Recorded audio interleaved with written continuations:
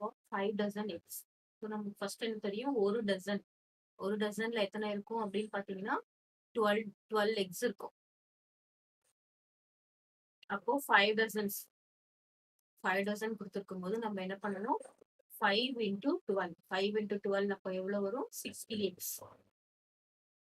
இப்போ total X Iniyan பாட் என்னன்னு பார்த்தீங்கன்னா total x is equal to 60 eggs. Out of that 5 dozen eggs, 10 eggs are rotten. அப்போ rotten eggனா என்னது, கெட்டு போனது. எக்ஸ் வந்து கெட்டு போச்சு. rotten eggs எவ்வளவு அப்படின்னு பார்த்தோம்னா rotten eggs is 10.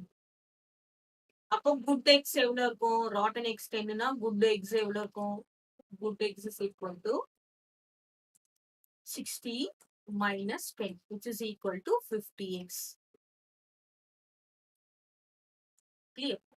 இப்ப என்ன சொல்லிருக்காங்க, express the number of good x as percentage. இப்ப நம்ம என்ன பண்ணணும், குட் எக்ஸ் மட்டும்தான் நம்ம பெர்சன்டேஜா பண்ணணும். Good x as percentage. அப்போ நம்ம முதல்ல என்ன எழுதணும், ஃபிராக்ஷன். குட் எக்ஸுக்கு ஃபிராக்ஷன் எழுதணும். குட் எக்ஸ்க்கு ஃபிராக்ஷன் என்னது, டோட்டல் எக்ஸ் எவ்வளோ, டோட்டல் எக்ஸ் வந்து 60, குட் எக்ஸ் எவ்வளோ 50. இதுதான் ஃபிராக்ஷன். இப்போ percentage, fraction to percentage பண்றதுக்கு நம்ம என்ன பண்ணணும், 50/60 multiplied by 100. ஓகே, percentage fractionல இருந்து percentage கன்வெர்ட் பண்றதுக்கு நம்ம multiply by 100 போடுவோம். இங்க 10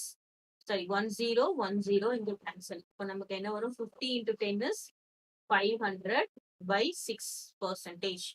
இப்போ நம்ம டிவைட் பண்ணி பார்க்கலாம். 500 divided by 6 is 6 6 36, 7 6 are 42, 8 6 are 48, reminder 2, அப்புறம் இது 0 வரும். 3 6 are 18, திரும்ப ரிமைண்டர் 2 வரும். இப்போ பாயிண்ட் வச்சுட்டு 0 போடணும். திரும்ப என்ன வரும், 3 வரும், 18 வரும், 2 0, இங்க 3, இங்க திரும்ப 18. அப்போ 3 3 போயிட்டே இருக்கும். அப்போ ஆன்சர் என்னன்னு பாத்தீங்கன்னா 83.33%. குட் எக்ஸோட பெர்சன்டேஜ் என்னன்னு பாத்தீங்கன்னா 83.33. கிளியர்?